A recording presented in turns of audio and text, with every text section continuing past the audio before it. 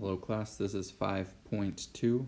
We will learn about exponential functions, and as the name suggests, these are functions involving exponents. So here the variable is actually in the exponent. So we have not encountered a function like this before in the class, so we are just introducing them now. So here a is just a number. A is a real number, and we are going to request a is not 0. Okay, so we actually have two cases, really. Actually, let's request that a is greater than 0. Actually, we call this number a the base. So this is the number on the bottom, we call it the base, and this is the exponent. So there's two cases. Either this base number is between 0 and 1, and in that case, the graph of f of x equals a to the x looks like the following. And we'll do it in green here. It'll sort of look like that, and it will pass through the point x is 0, y is 1. And so there's the graph of f. That is when a is less than 1. Now if a is larger than 1, a is greater than 1, and we consider the function a to the x, then we get a graph that looks like this, where it shoots up.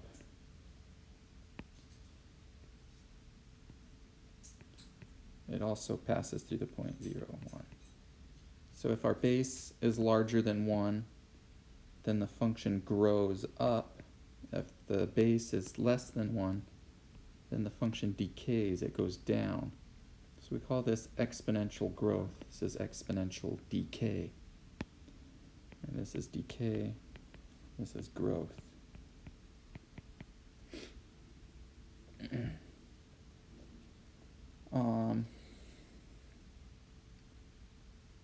Let's also let's have a not equal 1. So that is not an interesting number. 1 raised to anything just it's not very interesting. So we request the base to be greater than 0 and not equal to 1. Now there is a magic number we like to use for a base.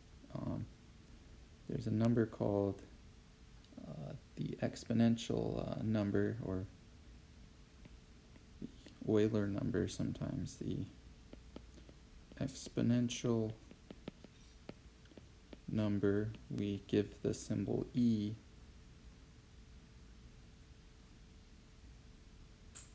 and it equals roughly 2.71, and then the decimal expansion goes on forever in a similar way that pi sort of has a decimal expansion that goes on forever. Anyways, this number is a popular choice for a base. Right, so it's a base that's larger than 1, so the graph will look roughly like this. Right, so when we consider the function f of x equals this magic number e to the x, the graph looks sort of like this. So it passes through the point x is 0, y is 1. The reason why this number is so popular to use for a base is because if we think about the rate of change, the function is, if we think about the rate of change of this function at any point, well, the rate of change actually equals the output.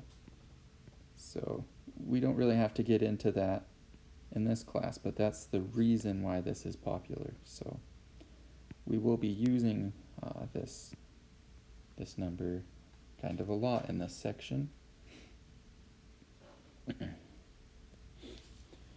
Okay, but you don't have to use this as your base. You could use any positive number not equal to 1 as the base.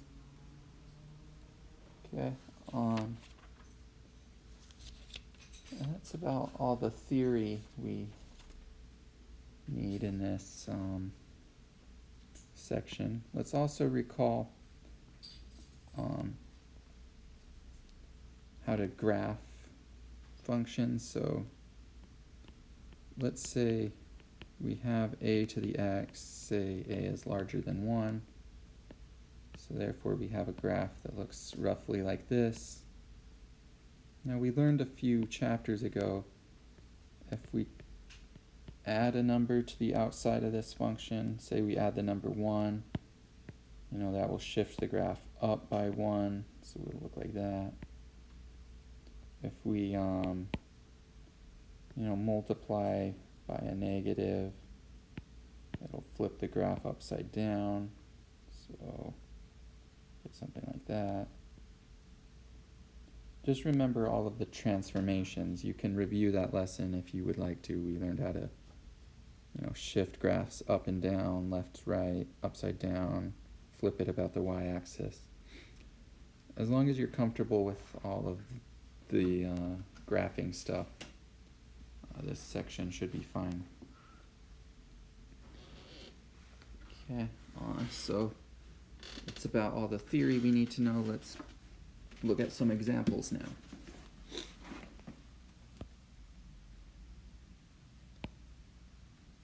Okay,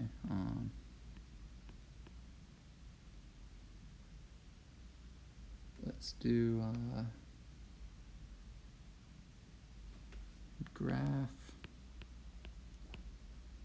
graph the function f of x equals negative 5 x minus 1.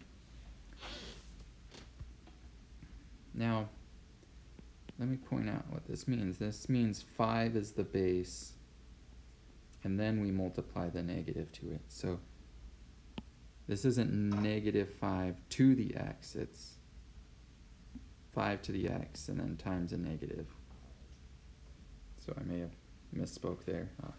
This is how we interpret that. We do not have a negative base here, but it may look like that. Okay. So we could start with the easiest graph, 5 to the x. Would look something like this. It passes through the point to 0, 1. Okay, and then if we were to minus 1, or let's say we multiply by negative 1, that will flip it upside down.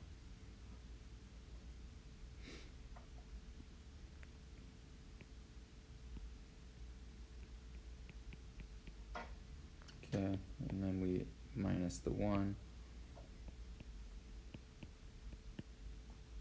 Minus 1, we shift down by 1 unit.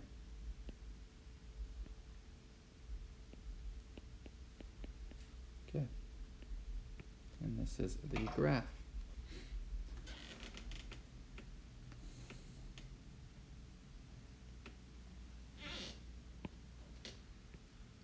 Okay, what if we look at the graph of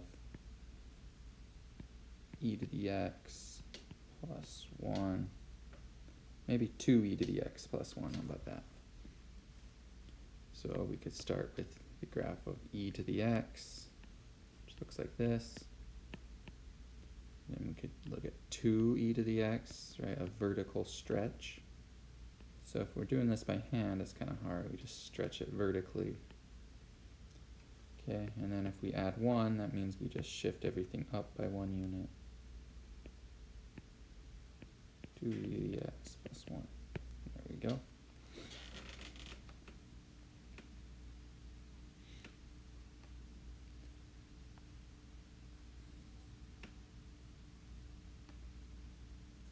Okay, let's try another one. Let's look at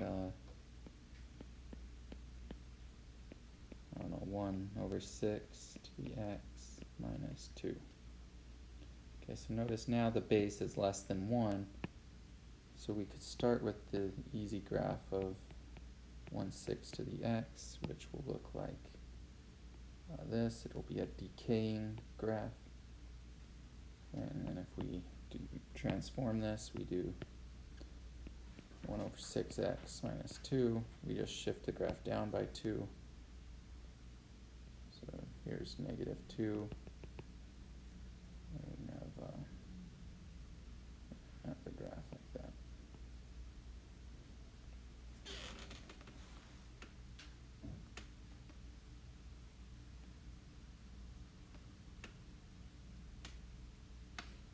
Okay,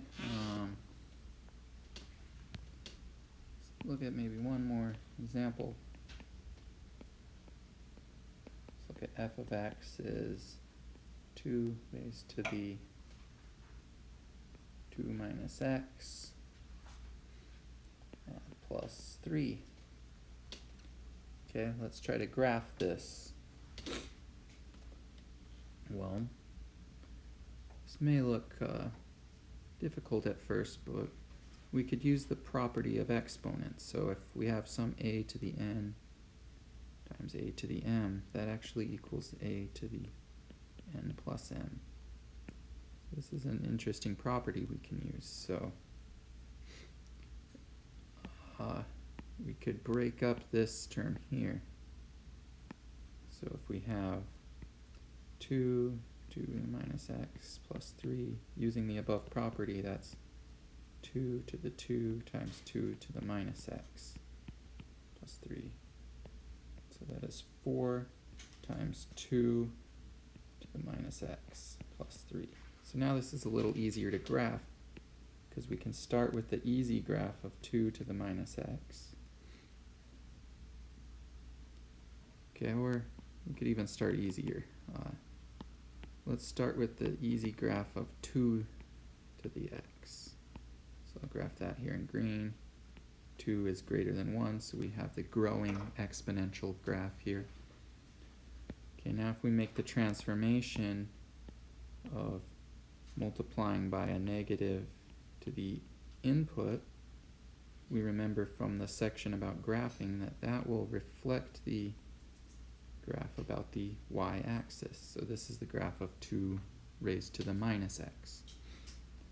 Okay, let's make the transformation of vertically stretching this by 4. So again, this one's kind of hard to do by hand. We just stretch this vertically by 4. Okay. And now we can graph 4 times 2 to the minus x. What was it? Plus 3. So now we just shift everything up by 3. 2, 3.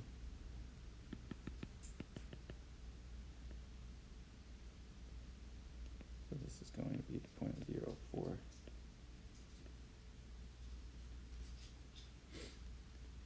Okay.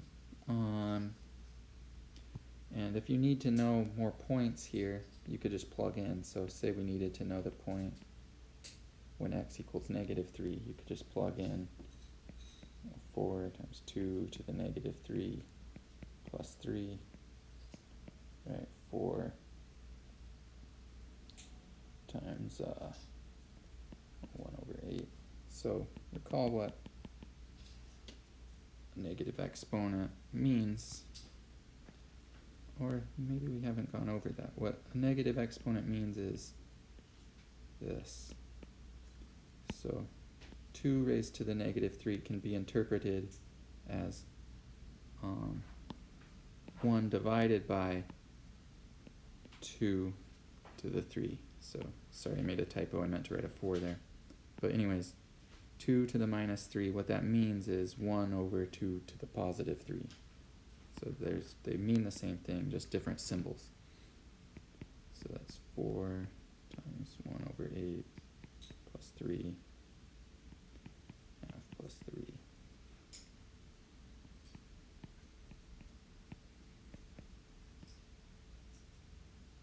Oh, sorry. I don't know what I was doing there.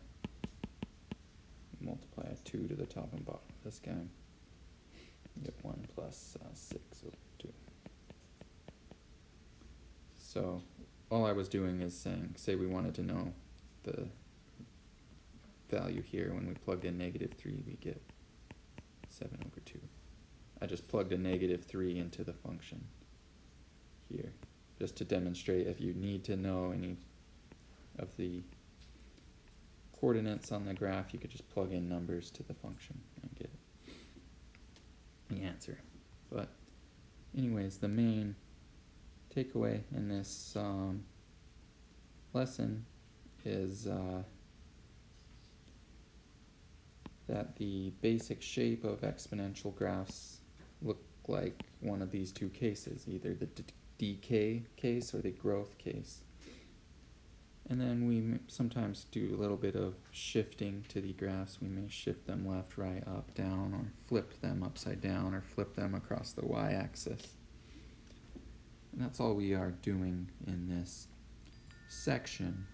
In later sections, we will learn about the inverse functions of exponential functions, but we will leave that for another lesson.